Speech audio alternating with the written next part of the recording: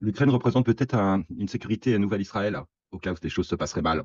Exactement, exactement, c'est ça qu'il y a de sous-jacent. Je l'ai dit très souvent, dernièrement, je le répète, heu, ils savent très bien qu'à terme, Israël est condamné.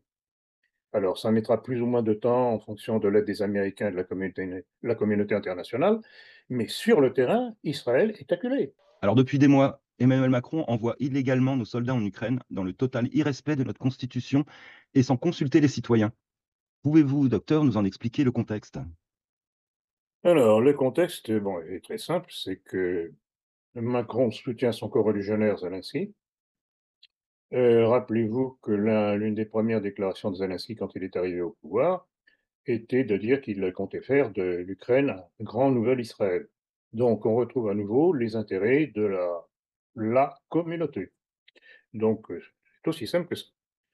Alors, ce qu'il y a de évidemment de scandaleux, c'est qu'il le fait de façon subreptice, les Français ne sont pas du tout au courant, sauf les familles des soldats qui tombent là-bas. Et ce qu'il y a de scandaleux, ce que j'ai appris, dernièrement, c'est que l'état-major, menace les familles auxquelles on rend les cadavres, leur disant de ne pas en parler, sous peine de leur couper les pensions de veuves et cetera. Donc voilà.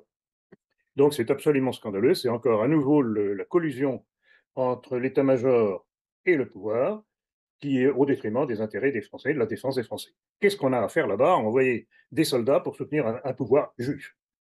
Absolument aucune raison, sauf les intérêts partagés de Macron avec son coreligionnaire Zelensky. C'est aussi simple que ça, et aussi dramatique que cela, et aussi sanglant que cela pour beaucoup de nos soldats.